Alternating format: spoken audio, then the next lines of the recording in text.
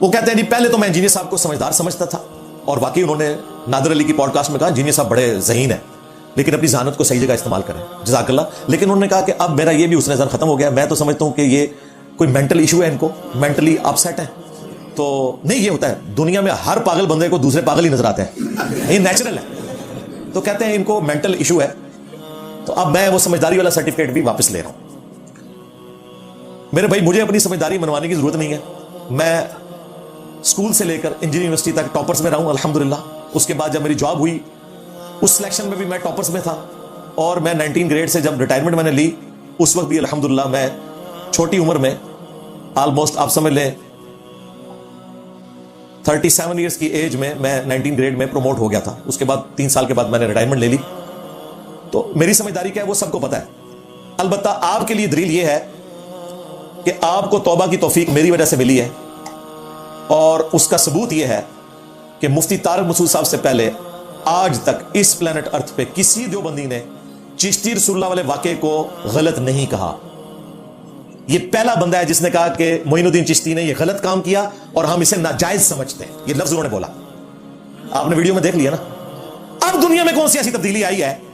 کس سمجھدار بندے نے تمہیں سمجھایا ہے کہ جو اشرف علی تھانوی السنت الجلیہ فی الچشتیۃ العلیہ میں چشتی رسول اللہ کا دفاع کر کے گیا تھا، بیسیکلی ذہنی مریض وہ تھا. یہ سمجھداری تمہیں کہاں سے ملی؟ علماء دیوبند سے نہیں، علماء بریلی سے نہیں، کہاں سے؟ جہلم شریف سے. تو اب بتاؤ سمجھدار میں ہوں یا تمہارے بابے ہیں سمجھدار؟ تمہارے عقائد کی اصلاح جس پلیٹ فارم سے ہو رہی ہے اس کو تم کہہ رہے ہو کہ یہ مینٹلی سٹیبل نہیں ہے بندہ. میرا خیال ہے تمہارے بزرگ جو ہے نا وہ مینٹلی سٹیبل نہیں تھے. اور دیکھو لوگ تو اپنے اولاد کے کرتوتوں کی وجہ سے منہ چھپاتے ہیں، اور تم فرقوں والے کتنے بدبخت ہو، اپنے ابوں اپنے بابوں کے کرتوتوں کی وجہ سے منہ چھپاتے پھرتے ہو. یہ بڑی شرمندگی ہوتی ہے کہ آپ کو اپنے ابوں کی وجہ سے شرمندگی اٹھانی پڑے. وہ کہتے ہیں انجینئر صاحب نے اپنی ویڈیوز میں کہا کہ یہ لوگ مر کے اپنے بزرگوں کے پاس پہنچ جائیں گے. تو مر کے تو سارے اللہ کے پاس جاتے ہیں، یہ اس طرح کی بات کیوں کرتا ہے؟ اور یہ ہمیں کوئی لسٹ بنا کے دے دے کہ کس کس نے جنت میں جانا ہے. مفتی صاحب یہ تو آپ اور آپ کے بڑوں کے کام ہے کہ ایک دوسرے کو اسلام سے باہر نکالتے ہیں. میں تو آپ لوگوں کو چندے دیتا ہوں، آپ کے پیچھے نمازیں پڑھتا ہوں. میں تو یہ سمجھتا ہوں کہ تمام مسلمانوں کے فرقے بریلوی، دیوبندی، اہل حدیث، شیعہ اپنے اپنے کرتوتوں کی سزا بھگت کے ایک نہ ایک دن جنت میں چلے جائیں گے. لیکن میں چاہتا ہوں کہ یہ کرتوتوں کی سزا نہ بھگتیں، بغیر حساب و کتاب کے، یا حساب و کتاب میں کامیاب ہو کر بغیر پھیرا لگائے جنت میں پہنچ جائیں. یہ ہمارا مشن ہے. تو میں نے تو کبھی آپ لوگوں کو جنم ہی نہیں کہا، ورنہ میں آپ لوگوں کے پیچھے نمازیں پڑھوں. ہم نے کوئی چندہ بک لانچ نہیں کی، کوئی مسجد نہیں بنائی، نمازیں تمہارے پیچھے پڑھتے ہیں. تو یہ گلا کرنا کہ ہم لسٹ دیں آپ کو، یہ ہم کیوں کہتے ہیں؟ یہ میرا تکیہ کلام ہے کہ جب کوئی بندہ دلائل ماننے کے لیے تیار نہیں ہوتا تو ہم کیا کہتے ہیں یزیدیوں کو کہ تم دعا کرو کہ آخرت میں تمہارا حشر یزید کے ساتھ ہو اور ہمارا حسین ابن علی کے ساتھ رضی اللہ عنہما وعلیہ السلام. حالانکہ یزید نے بھی مر کے اللہ کے پاس ہی جانا ہے، حسین ابن علی نے بھی شہید ہو کے اللہ کے حضور ہی حاضری دینی قیامت کے دن. لیکن یہ بات کیوں کی جاتی ہے؟ تاکہ کسی کا دماغ کھولا جائے. اس لیے ہم تمہارے بارے میں کہتے ہیں کہ تم نے مر کے اپنے بزرگوں کے پاس پہنچنا ہے. یعنی جن بزرگوں کا تم جھوٹا دفاع کر رہے ہو نا، جہاں وہ ہے نا وہاں تم پہنچ جاؤ. وہ کہاں ہوں گے؟ یا جنت میں ہوں گے یا جہنم میں. اگر تم اپنے بزرگوں کے بارے میں کانفیڈنٹ ہو تو تمہیں تو آمین کہنا چاہیے. مثلا تم مجھے کہو کہ جی انجینئر صاحب مر کے حسین ابن علی کے پاس پہنچ جائیں، میں کہوں گا آمین. میں تو فخریہ کہوں گا، تمہیں بھی فخریہ کہنا چاہیے. مجھ سے کس چیز کا گلا؟ اس کا مطلب ہے کہ تمہیں پتا ہے کہ گل بیچ کوئی ہو رہا ہے، تمہارا دل بھی بیچ میں تبدیل ہو چکا ہے، تمہیں پتا ہے کہ یہ مسئلہ خراب ہو چکا ہے. لیکن وہی ایک بھرم جو فرقے کا رکھنا ہے، جس کے ساتھ چندے وابستہ ہیں، مسجدیں وابستہ ہیں، اس سے یہ لوگ باہر نہیں آ سک رہے. اور پھر دیکھیں یہ لوگ اور ان کے فرنٹ مین موٹیویشنل سپیکرز ہمیں کہتے ہیں جی رینڈ کارپوریشن ہے. انجینئر صاحب رینڈ کارپوریشن تو وہ ہیں جنہوں نے دیوبند اور بریلی کے نام پہ 2 فرقے بنائے انڈیا کے شہروں پہ، اور پھر ایک دوسرے کو اسلام سے خارج کر دیا. میں نے اعلیٰ حضرت سے کہا تھا کہ حسام الرحمان میں لکھیں کہ علماء دیوبند مرتد اور واجب القتل اور اسلام سے خارج ہے. یہ میں نے کروایا تھا یا رینڈ کارپوریشن نے کروایا تھا؟ بقول ان کے. میں تو کہتا ہوں شیطان کہتے چڑھے. اور اس کے جواب میں المحند علی المفند میں نے دیوبندیوں سے کہا تھا کہ احمد بریلوی کو اور ان کی پوری جماعت کو شیطانی لشکر کہو، اور وہابی اہل حدیث کو تم کہو کہ یہ خوارج کی جماعت ہے، اور علماء دیوبند کو رضی اللہ عنہم لکھو. میں نے تو نہیں کہا. میں نے تو اعلیٰ حضرت سے نہیں کہا کہ احکام شریعت میں آپ یہ لکھیں کہ چاہے دیوبندی ہو، اہل حدیث ہو، شیعہ ہو، قادیانی کافروں کو بھی ان کے ساتھ ذکر کیا. یہ 1 لاکھ دفعہ بھی اللہ کا نام لیں زبیہ مردار رہے گا. اور یہ مرتد یعنی واجب القتل ہے. البتہ یہود و نصارہ کا ذبیحہ حلال ہے. میں نے تو اعلیٰ حضرت کو نہیں کہا کہ یہود و نصارہ جو ہیں یہ دیوبند اہل حدیث اور شیعہ سے بہتر ہے, یہ لکھو. اعلیٰ حضرت خود لکھ کے گئے اپنی مرضی سے. اور دیکھو یہ آپس میں کس نے اکٹھے ہوئے ہیں, ایک دوسرے کے بارے میں بات ہی نہیں کرتے, اکٹھے بیٹھ کے KFC کھاتے ہیں رمضان نشریات میں. ہمیں کہتے ہیں بائیکاٹ کرو. کھانے کی ٹیبل کے اوپر اکٹھے ہیں, میرے خلاف بھی اکٹھے ہیں. تو یہ ساری سازشیں تو تمہارے بڑوں نے کی ہیں. اعلیٰ حضرت نے ملفوظات اعلیٰ حضرت میں دیوبند اور اہل حدیث کو ڈائریکٹ کافر لکھا ہے. کفار کی مسجدیں مثل گھر کے ہیں, اور کہا ان وہابیوں کی نہ نماز ہے نہ جماعت ہے, اور اذان کا بھی کوئی احترام نہیں, صرف اللہ کے نام پر عز و جل کہہ لیں اور دروشی پڑھ لیں رسول اللہ کے نام پر صلی اللہ علیہ وآلہ وسلم, ورنہ ان کی اذان کا بھی کوئی احترام نہیں. وہ بابا جی نے تو ویڈیو میں کہہ دیا نا, چھڑ دے وہابیاں دی اذان دا کے احترام, یہ تے سوراں دے سور نے. کہنا انہاں بڑیاں دے اخلاص منگو تو بڑے بڑے لوگ ان گداواں نو خیر پا ہی دیں گے. چلو جی چلیے, او بھابیاں دی اذان اے تے کڑا دے اے تے سور چلو چلیے. سلام ہے جی. میں کہتا ہوں خادم رضوی صاحب کی بخشش کے لیے یہ ایک کلپ ہی کافی ہو جائے گا, کیونکہ مجھے اب یہ منوانے کے لیے کوئی زیادہ محنت نہیں کرنی پڑتی. میں صرف یہ کلپ لگا دیتا ہوں, تو کیا سمجھتے ہیں. اور وہ بادشاہی مسجد دیوبندیوں کے پاس ہے, وہ سورہ دے سور ہونا دیوبندیوں نے کیا ہے, اہل حدیث تک کسی کھاتے ہی نہیں نا. ہاں انہیں بیچارے سے اوقات ہی کوئی نہیں, کیونکہ اعلیٰ حضرت وہابی جو ہے دیوبند اور اہل حدیث دونوں کو ملا کے کہتے ہیں. اسی پوڈ کاسٹ میں انہوں نے کہا کہ فضائل اعمال میں یہ جو پروپیگنڈا کرتے ہیں کہ جی شرکیہ واقعات ہیں, کوئی شرکیہ واقعات نہیں ہے. پہلے تو میں ان سے کہوں گا کہ مولانا طارق جمیل صاحب سے آپ رابطہ کر لیں, انہوں نے تو اعلان برات کر دیا, ٹھیک ہے, ان کو تو پتہ چل گیا. اللہ کرے آپ تو بزرگوں کے ماننے والے ہیں, تو طارق جمیل صاحب کو فضائل اعمال کے کیس میں تو اپنا بزرگ مان لیں. انہوں نے تو بتا دیا کہ یہ فضائل اعمال نہیں ہے, فضول مال ہے. ان کا یہ فضائل اعمال سے فضول مال کا سفر ہم نے طے کروایا. میں نے پوسٹ مارٹم کیا, 17 حوالے دیے فضائل اعمال کے. جب ہمارے جو بھائی ہیں نئی بٹ صاحب حفظہ اللہ تعالیٰ, انہوں نے میرے بارے میں اسٹیٹمنٹ دی تھی, تو میں نے ان کے پورے سلیبس کا پوسٹ مارٹم کیا تھا. لیکن مفتی صاحب کے لیے تبرکن میں بتا دیتا ہوں, کہتے ہیں شرکیہ واقعات, گمراہ کن واقعات فضائل اعمال میں نہیں لکھے ہوئے. تو میں نمونے کے طور پر 2 پیش کر دیتا ہوں. ایک تو شیخ قرطبی کے متھے مارا انہوں نے کہ جی وہ کہتے ہیں کہ ان کے زمانے میں ایک کوئی نوجوان تھا جسے کشف ہو جاتا تھا کہ کون جنت میں ہے اور کون جہنم میں. تو کہتے ہیں جب میں نے اس کی مشہوری سنی, تو یہ نبی اسلام کی وفات کے 600 سال بعد کی بات ہے. یہ نہ سمجھے یہ کوئی صحابی ہیں کہ اس زمانے میں کوئی نبی اسلام نے وحی کے ذریعے بتا دیا, 600 سال بعد. وہ کہتے ہیں میں اس نوجوان سے ملنے گیا تو اس نے اچانک چیخ ماری اور رونا شروع کر دیا. تو میں نے اس سے پوچھا کہ تم کیوں رو رہے ہو؟ اس نے کہا میری ماں کو فرشتے دوزخ کی طرف لے کے جا رہے ہیں. دنیا میں بیٹھ کے جو حضرت ابوبکر, عمر, عثمان و علی کو نظر نہیں آیا, وہ ان کے بابوں کو نظر آتا ہے. تو وہ بزرگ کہتے ہیں میں نے 70,000 دفعہ کلمہ ایک نصاب پڑھ کے رکھا ہوا تھا, میں نے دل ہی دل میں TCS کروا دیا اس کی ماں کو, یعنی سال ثواب. اچانک وہ خوش ہوا, اس نے کہا فرشتے میری ماں کو جنت میں لے کے جا رہے ہیں, یعنی وہ TCS پہنچ گیا. وہ بزرگ کہتے ہیں کہ اس واقعے سے 2 رزلٹ نکلے. نمبر 1 کہ واقعی اسے کشف ہو جاتا تھا, اور دوسرا یہ بھی کنفرم ہو گیا کہ 70,000 دفعہ کلمہ پڑھ کے TCS کر دیا جائے تو آپ جہنمی کو بھی جنت میں لے کے جا سکتے ہیں اس TCS سال ثواب کی برکت سے. آپ دیکھیں یہ اس طرح چیزیں کنفرم کرتے ہیں. اب مجھے بتائیں کوئی اس حوالے سے حدیث موجود ہے کہ 70,000 دفعہ کلمہ پڑھ کے آپ کسی کو TCS کروا دیں تو اس کو بخشوایا جا سکتا ہے, اور دنیا میں بیٹھ کے کوئی جہنم دیکھ سکتا ہے, جنت دیکھ سکتا ہے بغیر نبی کے دکھائے؟ بخاری مسلم میں حدیث ہے, نبی اسلام کا صحابی تھا مدعم, جو آپ کی سواری کا کجاوا کستا تھا. خیبر کے موقع پر اسے نامعلوم تیر لگا اور وہ شہید ہو گیا, اور صحابہ نے بھی کہا کہ اسے شہادت مبارک. نبی اسلام نے فرمایا تم شہادت مبارک کہہ رہے ہو, اور مجھے اللہ نے دکھایا کہ اس نے صرف ایک چادر مال غنیمت سے چوری کی تھی جو آگ کی اس کے اوپر ڈال دی گئی ہے, جو حضرت ابوبکر, عمر, عثمان و علی کو نظر نہیں آئی, نبی اسلام کو وحی کی تائید سے نظر آئی, یا اس نوجوان کو جو شیخ قرطبی نے دیکھا تھا وہ دیکھ سکتا ہے. اور لے جاؤ بابے دبو انہوں, میرے نبی صاحب ہے ہی کوئی نہیں, تیرے بابے تھے شے ہی کوئی نہیں. تو صحابہ کرام گھروں کو دوڑے.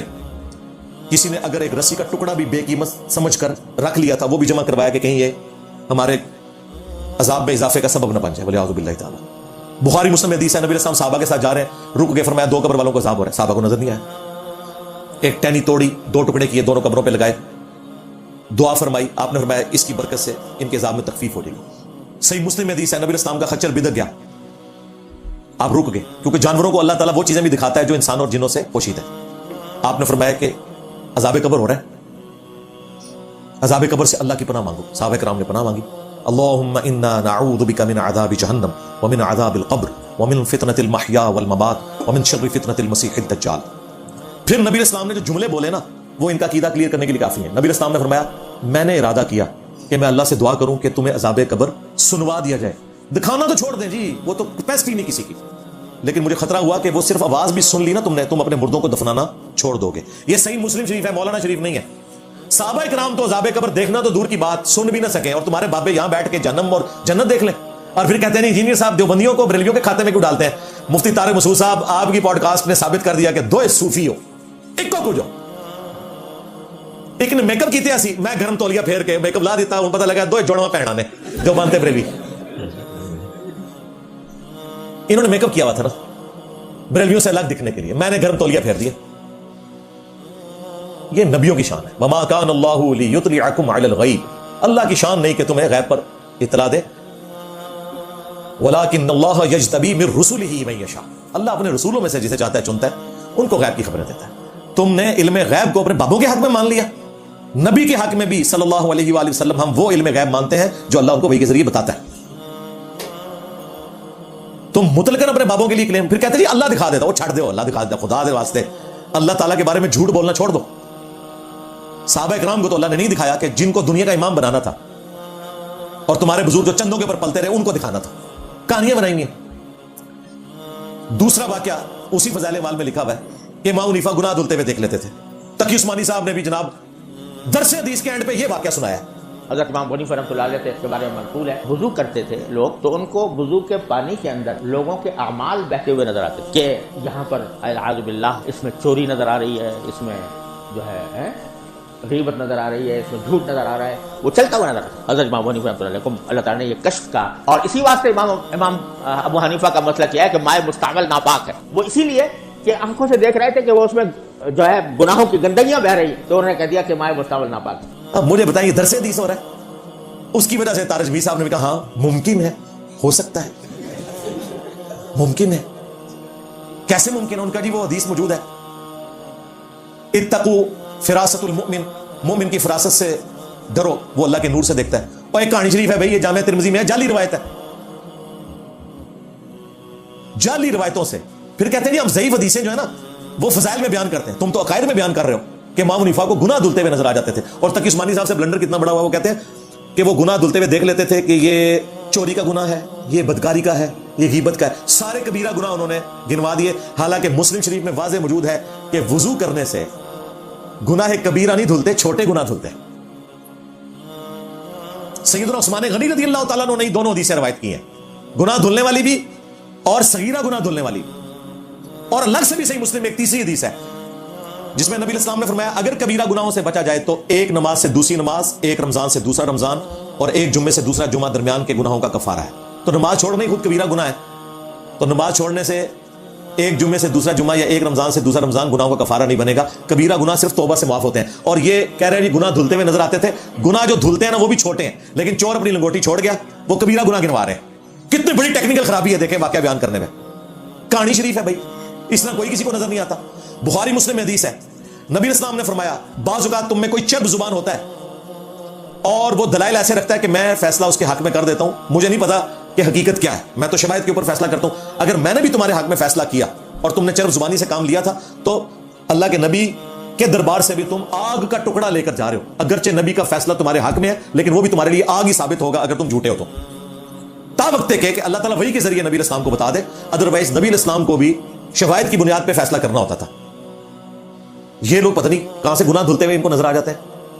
اور پھر بخاری مسلم میں جو وہ حدیث ہے بڑی رکت انگیز کہ قیامت والے دن اللہ تعالیٰ ایک گناہگار شخص کو اپنے قریب کرے گا اور مجمع سے اوٹ میں کر لے گا، اور اللہ تعالیٰ کہے گا دنیا میں یہ گناہ تو نے کیا، کہے گا یا اللہ کیا، لیکن یہ پردے میں بات ہو رہی ہے عوام کے سامنے نہیں. دوسرا تیسرا اتنے گناہ جب اللہ تعالیٰ گنوائے گا نا تو وہ شخص گمان کرے گا میں مارا گیا. اللہ تعالیٰ فرمائے گا دنیا میں بھی پردہ رکھا تھا نا، جا آج بھی پردہ رکھتا ہوں. جو اللہ اپنی مخلوق کے گناہوں پر پردہ رکھنے والا ہے وہ امام حنیفہ کو گناہ دھلتے ہوئے دکھائے گا، اور گناہ بھی وہ جو دھل سکتے ہی نہیں ہے بغیر توبہ کے، یعنی کہ کبیرہ گناہ. کہانی شریف یہ بڑا خطرناک مسئلہ ہے، میں آپ کو بتاؤں. صحیح بخاری میں حدیث ہے، ام العلا سلام اللہ علیہا وہ کہتی ہیں کہ عثمان بن مظعون ایک بوڑھے صحابی تھے تو میں ان کی خدمت کرتی تھی، وہ فوت ہو گئے. تو نبی الاسلام ان کی میت پر آئے تو میں نے نا نبی الاسلام کی موجودگی میں کہا کہ اے عثمان، تیرے لیے اللہ کے حضور اعلیٰ مقام ہے، تجھے مبارک ہو۔ نبی الاسلام پاس کھڑے، آپ نے فرمایا تمہیں کس نے بتایا کہ اللہ کے حضور اس کے لیے اعلیٰ مقام ہے؟ ہوئے ہوئے ہوئے ہوئے، آپ امیجن کریں ایک بندہ وہاں قصیدے پڑھ رہا ہے اور اللہ کے نبی سے پوچھ رہے کہ تنو کنے دسیا ہے، تو اس بندے کی کیا حالت ہوئی ہوگی، اور ہو بھی وہ فیمیل ام الاعلیٰ۔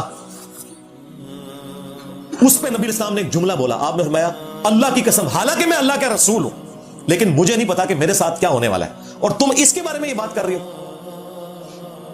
ام الاعلیٰ کہتی ہیں کہ اس کے بعد کبھی کسی کے مرنے پہ میں نے یہ نہیں کہا کہ ایسے دا جنتی ہے، مجھے کیا پتا۔ پھر کچھ دنوں کے بعد ام الاعلیٰ نے خواب دیکھا، اور خواب نبوت کا 46واں حصہ ہے، بخاری مسلم میں آیا، جبکہ نبی الاسلام اس کی تصدیق بھی کر دیں۔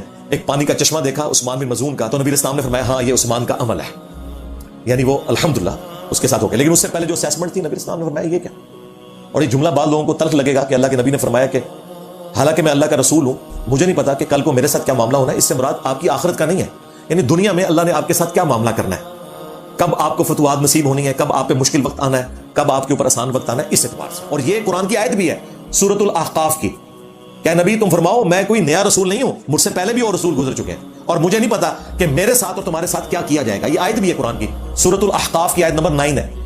مراد یہ کہ مجھے نہیں پتا کب تم پر عذاب آئے گا، یا آئے گا بھی یا نہیں آئے گا، میری زندگی میں آئے گا یا اس کے بعد آئے گا، یا فتح مکہ پہ معافی ہو جائے گی، اس وقت تو کسی کو نہیں پتا تھا۔ ان سارے دلائل کو رکھتے ہوئے اب مجھے بتائیں میں یہ کیوں نہ کہوں کہ مرنے سے پہلے اے مسلمان کر لے اس پہ غور، کتابوں کا خدا اور ہے، بابوں کا خدا اور۔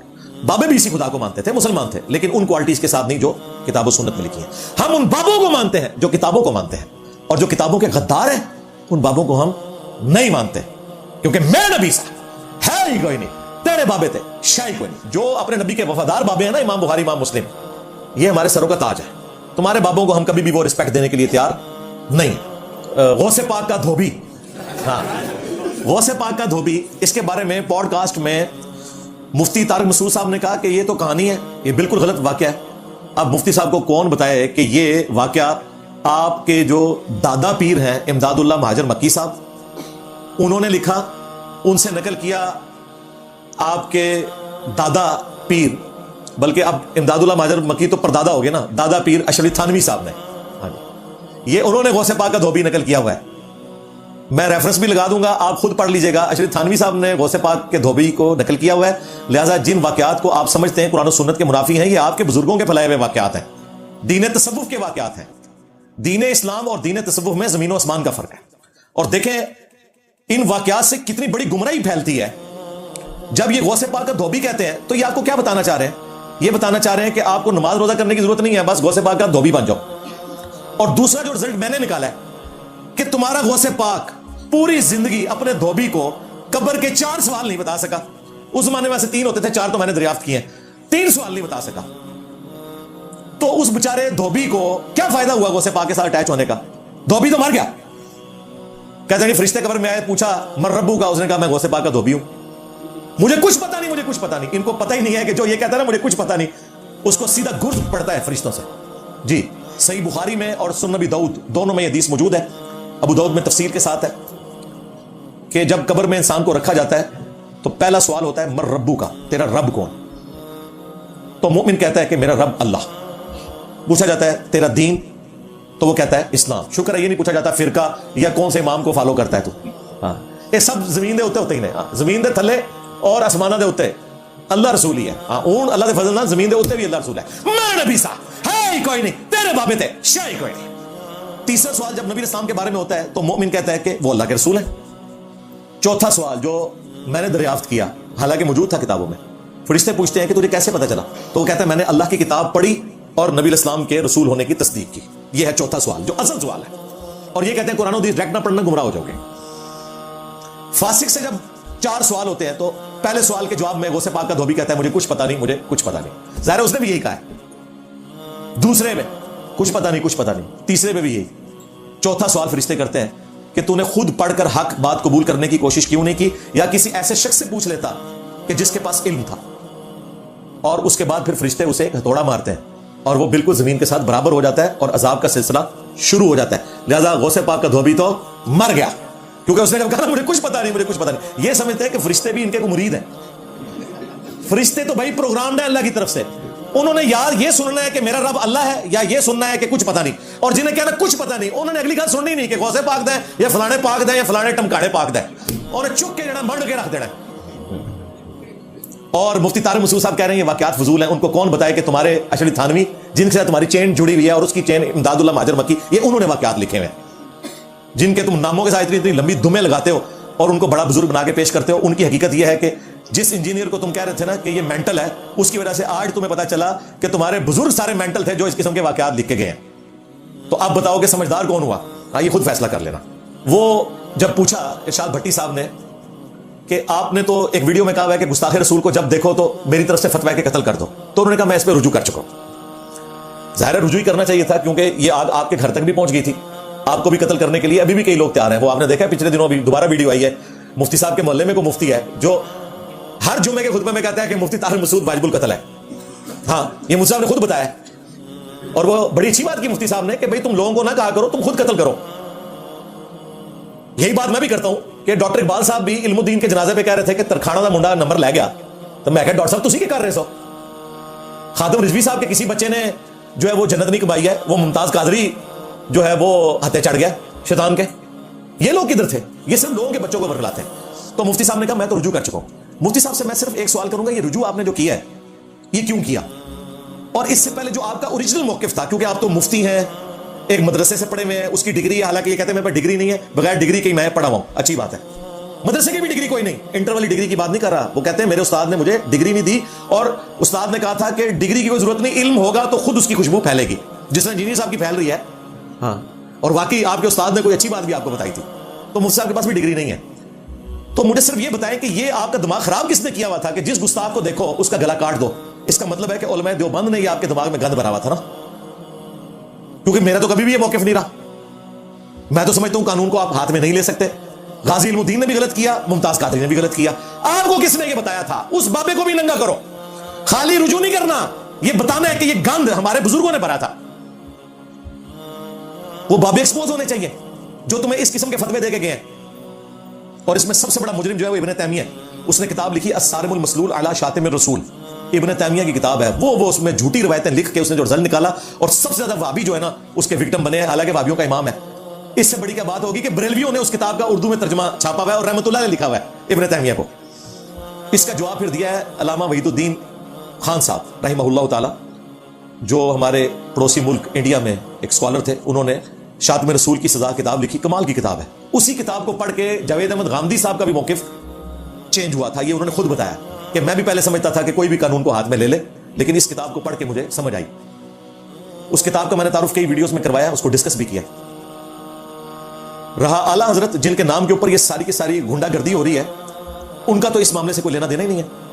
اعلیٰ حضرت نے فتاوی رضویہ میں لکھا ہے کہ اگر کوئی گستاخ رسول ہے تو صرف حاکم وقت اس کو سزا دلوا سکتا ہے، کوئی عام آدمی اٹھ کے گستاخ کو قتل نہیں کر سکتا. اب میں حیران ہوں کہ خادم رضوی صاحب اپنے نام کے ساتھ رضوی لکھتے تھے. پتہ کس وجہ سے؟ اعلیٰ حضرت کی وجہ سے. ان کا نام ہے احمد رضا بریلوی، اس کی وجہ سے رضوی نسبت رضا کی وجہ سے ہے. ورنہ تو خادم رضوی صاحب کوئی یہ نہیں تھا کہ سید تھے، کوئی امام علی رضا سے ان کی نسبت تھی. وہ تو تصوف میں بھی جہلم سے بیٹھے ہیں، جہلم سے پڑھے ہوئے ہیں. ہمارے گلی کی مسجد ہے جہاں وہ درس بھی دیتے تھے، وہاں سے پڑھ کے بھی گئے ہوئے ہیں. ان کی بیعت ہے نقشبند سلسلے میں، اور اعلیٰ حضرت تو قادری ہیں.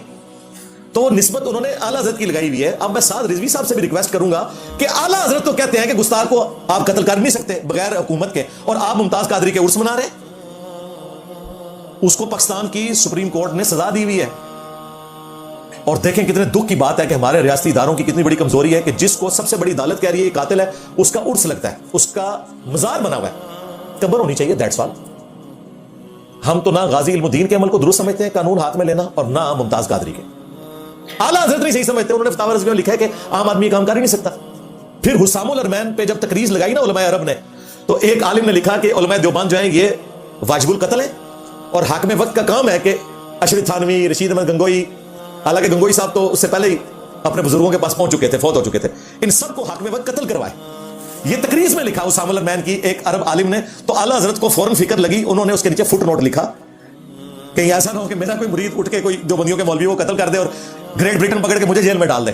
انہوں نے کہا کہ عام آدمی کام نہیں کرے گا، یہ حکمران وقت کا کام ہے.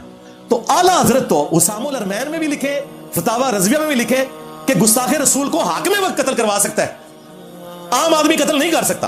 खुद बापा जानी ने वीडियो में कहा हुआ है कि मेरा कोई मुरीद इस तरीके से कानून को हाथ में ना लिया करे, अगर गुस्ताख रसूल का कोई मसला होगा तो गवर्नमेंट देखेगी। तो मुझे नहीं समझ आती कि ये टीएलपी वाले किस निस्बत की वजह से अपने आप को रज़वी कहते हैं। फिर रज़वी तो हम हुए, मुमताज कादरी का उर्स करने वाले तो रज़वी नहीं हुए। तमाशा बनाया हुआ इन लोगों ने।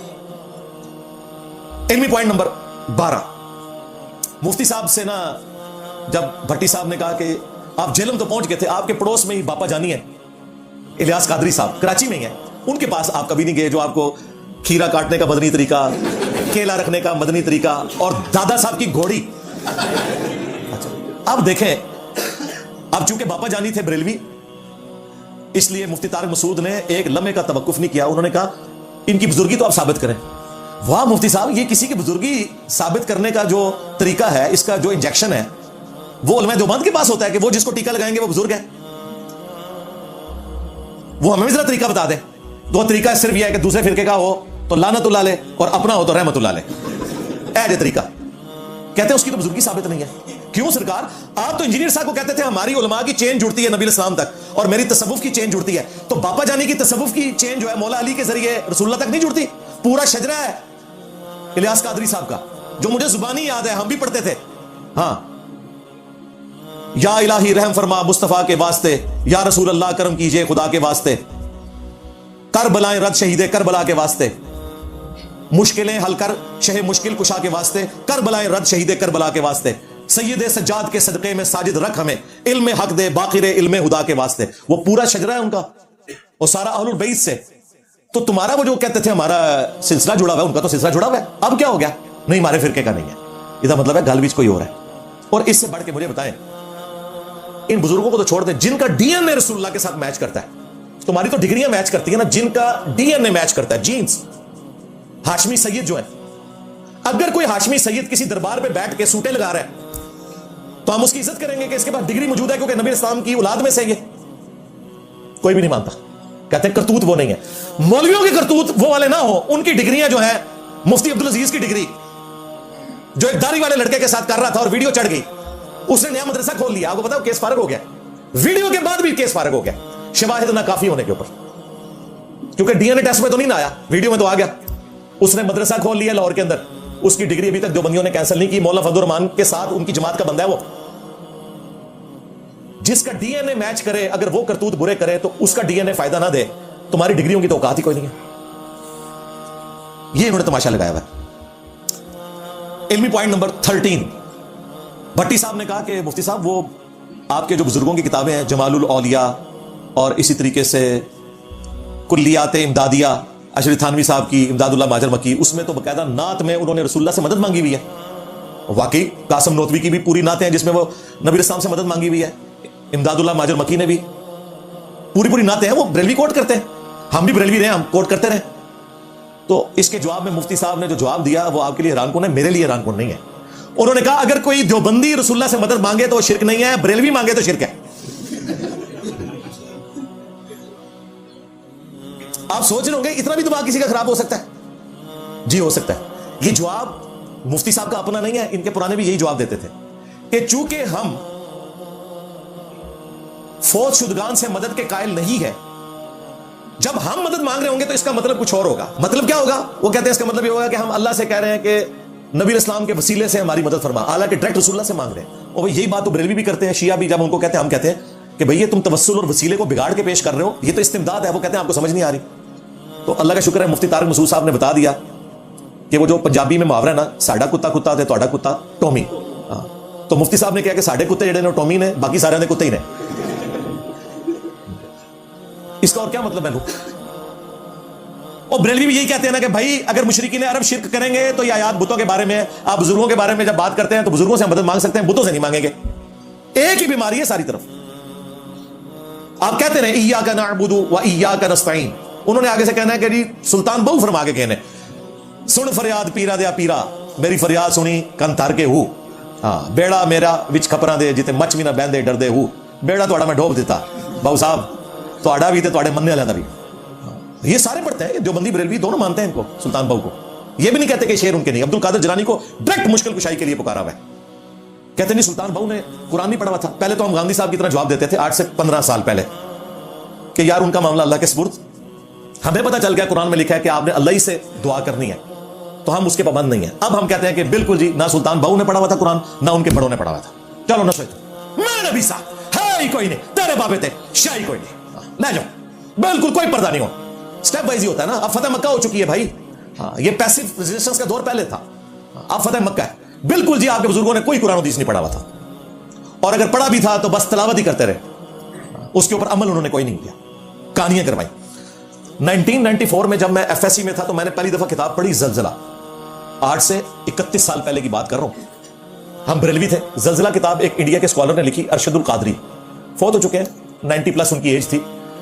انہوں نے کتاب لکھی جس میں انہوں نے ثابت کیا کہ دیوبندی علماء جن عقائد پہ ہمیں مشرک کہتے ہیں نا, کہ وہ ہم عقائد رسول اللہ کے لیے مانتے ہیں, مشکل کشائی کا عقیدہ, علم غیب کا عقیدہ. دیوبند کے جو مولوی ہیں وہ اپنے بزرگوں کو مشکل کشا اور علم غیب ان کے لیے مانتے ہیں. ہم تو رسول اللہ کے لیے مانے تو مشرک ہیں, یہ اپنے بزرگوں کے لیے مان کے بھی مواحد ہیں. یہ ٹاپک ہے اس کتاب کا. اور پہلا واقعہ انہوں نے وہی لکھا ہے, قاسم نوتوی قبر سے 6 سال بعد نکل کے 2 مولویوں کی صلح کروا کے چلا گیا. ہاں, اور مفتی طارق مسعود صاحب کہہ رہے ہیں جینئر صاحب کو اس واقعے کے نیچے فٹ نوٹ کا میری ویڈیوز کے بعد پتہ چلا. اور مفتی صاحب تسی تے پتہ نہیں اس ٹائم گلیاں کھیڑ دے ہو گئے جس ٹائم میں کتاب پڑھ لی سی 1994 میں. اور آپ کے یوٹیوب پہ 2017 میں آنے سے بھی کم از کم 5 سال پہلے میں نے ویڈیوز میں وہ فٹ نوٹ بھی تھانوی کا پڑا ہوا ہے کہ یا تو حضرت کی روح نے تصرف کر کے جسم نکال لیا یا کوئی امثالی معاملہ ان کے ساتھ ہو گیا. آپ کی ویڈیوز دیکھ کے نہیں سرکار, آپ کی علمی پیدائش سے بھی پہلے, کیونکہ ان کی علمی پیدائش تو 2001 میں ہوئی ہے نا, اس سے پہلے تو یہ پڑھ رہے تھے, اور میں نے 1994 میں یہ سارے واقعات پڑھ لیے تھے. تو زلزلہ کتاب جب پہنچی نا جی دیوبند کے علماء کے پاس, تو وہاں ایک منصف مزاج بندہ تھا, مفتی عامر عثمانی رحمہ اللہ تعالی. یہ وہی ہے جن کو خلافت و ملوکیت کے خلاف کتاب لکھنے کے لیے جب کہا گیا تو انہوں نے 700 صفحوں پر تجلیات صحابہ لکھی خلافت و ملوکیت کے دفاع پہ, کہ مولانا مودودی نے جو کچھ بیان کیا بنو امیہ کے بارے میں وہ بالکل درست ہے. حالانکہ مفتی عامر عثمانی بھتیجے تھے شبیر احمد عثمانی کے, جنہوں نے بانی پاکستان محمد علی جناح کا جنازہ پڑھایا تھا, اور تجلی دیوبند میگزین نکلتا تھا دیوبند مدرسے سے پاکستان بننے سے پہلے. وہ اتنا منصف مزاج تھا کہ مودودی صاحب کے خلاف کتاب لکھنے کے لیے کہا گیا, اس نے خلافت و ملوکیت پڑھ کے 700 صفحوں میں دفاع لکھ دیا. جب زلزلہ کتاب اس کو پہنچی نا, اور وہ بریلویوں کے ساتھ شامل ہو گیا کہ بالکل ٹھیک کہہ رہے ہو تسی. اس نے یہ نہیں کہا کہ آپ کے عقیدے ٹھیک ہے, اس نے کہا کہ بریلویوں کے بزرگ بھی مشرک ہیں اور ہمارے بھی یہی کچھ کر کے گئے.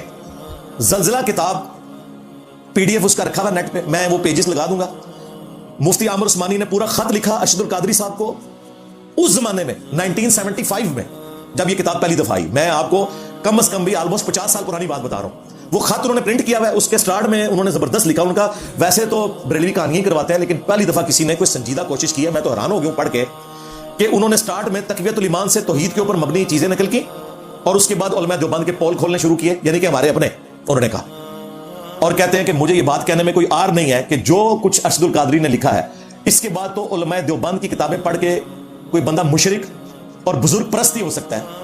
آج کی ڈیٹ میں اکابر پرست, وہ میں کہتا ہوں بریلوی مقابر پرست ہیں, یعنی قبروں کے پوجنے والے, اور یہ اکابر پرست ہیں. تو وہاں کینچی والی کاف آتی ہے یا کتے والی کاف آتی ہے, چلو کلرک والی کاف, اکابر پرست یعنی بڑوں کے. تو کہتے ہیں کہ اس کتاب کو پڑھنے کے بعد تو مجھے لگا کہ یہ جو ارواح ثلاثہ کتاب ہے, کون سی وہ میاں, اور تذکرۃ الرشید کون سی جس میں رشید گوئی نے خواب میں قاسم نانوتوی کو دلہن کی شکل میں دیکھا. انہوں نے کہا یہ ساری وہ کتابیں ہیں کہ ان کو پڑھ کے تو لگتا ہے یہ فحش ناولوں سے بھی گئی گزری کتابیں ہیں, جو بے حیائی کے واقعات اس میں لکھے ہوئے, جو شرکیہ واقعات ہیں. اور اگر ہماری عوام نے یہ پڑھ لیا تو وہ بزرگوں کو پوجنا شروع کر دیں گے اور ایسے شرک میں مبتلا ہوں گے کہ جس کا علاج بھی ممکن نہیں ہے. یہ ہمارے علماء دیوبند کی خدمات ہیں. لو سامو, یہ مفتی عامر عثمانی نے لکھا. پھر اینڈ پہ انہوں نے لکھا کہ میری علماء دیوبند سے ریکویسٹ ہے کہ آپ لوگ تقویت الایمان اور توحید پہ مبنی جتنی کتابیں ہیں انہیں چوک میں رکھ کے نا آگ لگا دیں, اور بتائیں کہ ہمارے عقیدے وہ نہیں جو اس میں لکھے ہیں, ہمارے عقیدے وہ ہیں جو میاں والی کتاب میں لکھے ہوئے ہیں. اچھا ہونا تو چاہیے تھا کہ وہ یہ کہتے ہیں کہ میاں والی کتابوں کو آگ لگائیں, لیکن انہوں نے اس سے بھی بڑی ان کو ٹانٹ کروائی. انہوں نے کہا یہ توحید والی کتابیں ساری نا ان کو آگ لگاؤ, اور دیوبند کی عوام کو بتایا کرو ہمارے بزرگ یہ تھے. ارواح ثلاثہ میں تذکرۃ الرشید میں جو کچھ لکھا ہوا ہے, یہ پورا خط زلزلہ کتاب کے سٹارٹ میں پرنٹ ہوا, الگ سے بھی ان کے تجلی دیوبند میں پرنٹ ہوا. میں انشاءاللہ یہ سارے کرٹیکل پیجز ساتھ اٹیچ کر دوں گا تاکہ آپ کو انشاءاللہ یہ بات سمجھ آ جائے.